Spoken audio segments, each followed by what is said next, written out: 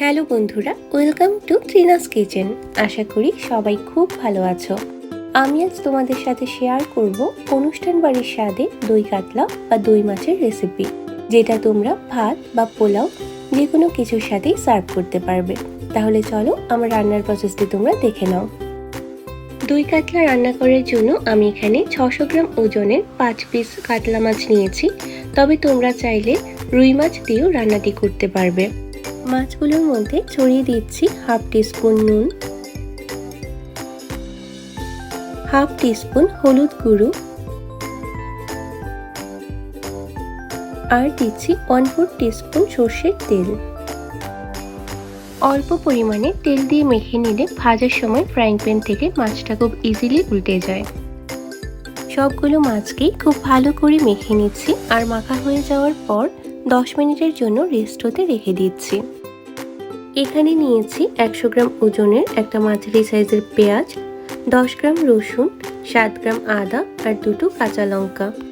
সবগুলোকে চপড করে নিয়ে একটা ছোট গ্রাইন্ডার জারে নিয়ে নিয়েছি। তারপর অল্প পরিমাণে জল অ্যাড করে এগুলোকে পেস্ট করে নিচ্ছি আর পেস্ট হয়ে যাওয়ার পর একটা ছোট কাচের বোলে ঢেলে নিচ্ছি। এছাড়াও আমি এখন জলে ভিজিয়ে রাখা 10 গ্রাম কাজু বাদাম আর 3 টেবিলস্পুন টক দই একসাথে নিয়ে অল্প জল দিয়ে পেস্ট করে নেব।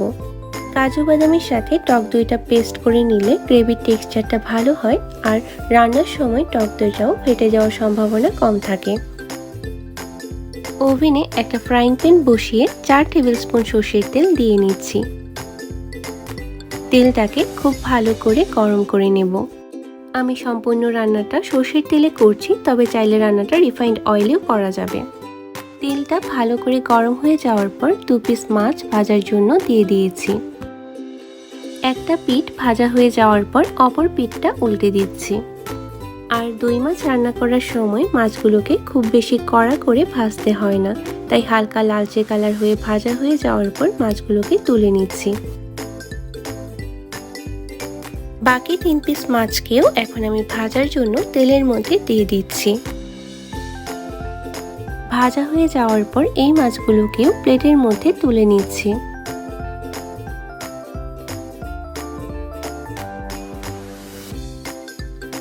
মাছ ভাজার পর বেঁচে যাওয়া তেলের সাথে আরও 2 টেবিলস্পুন তেল অ্যাড করছি। তেলটাকে ভালো করে গরম করে নিয়ে ফোড়নের জন্য এখানে কিছু গোটা মশলা নিয়েছি। একে একে এগুলো এখন অ্যাড করব। প্রথমেই দিচ্ছি 2 টুকরো দারচিনি আর 2টো এলাচ। দারচিনি এলাচটাকে একটু ভেজে নিয়ে দিচ্ছি একটা তেজপাতা আর একটা শুকনো লঙ্কা। আবারও এগুলোকে একসাথে একটু ভেজে নিয়ে এখন দিয়ে দিচ্ছি 1/4 টিস্পুন গোটা জিরে ফোড়ন। জিরেটা ভাজা হয়ে গোল্ডেন কালার হয়ে আসার পর এখন এর মধ্যে অ্যাড করব পেঁয়াজ, কাঁচা লঙ্কা, আদা আর রসুন বাটা।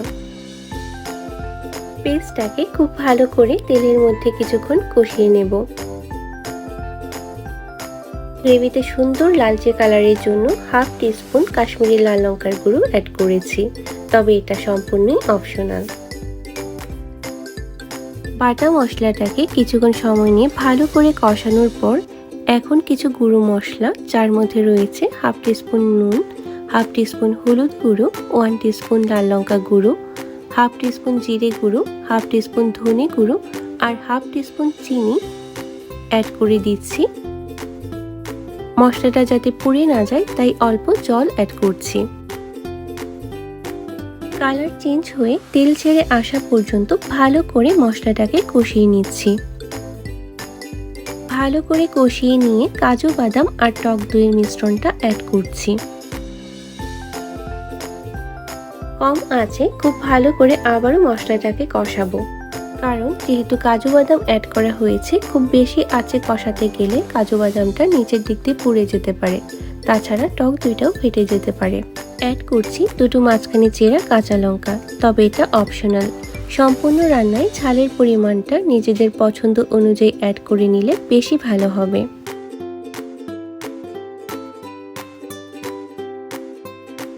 মশলাটা ভালো করে কষে তেল ছেড়ে আসার পর গ্রেভির জন্য 1 কাপ গরম জল অ্যাড করছি।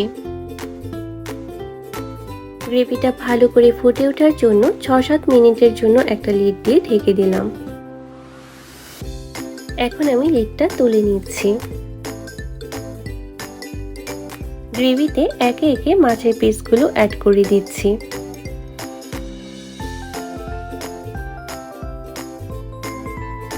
সবগুলো মাছ অ্যাড করা হয়ে যাওয়ার পর এখন দিচ্ছি হাফ টিস্পুন গরম মশলা গুঁড়ো আর দিচ্ছি হাফ টিস্পুন ঘি।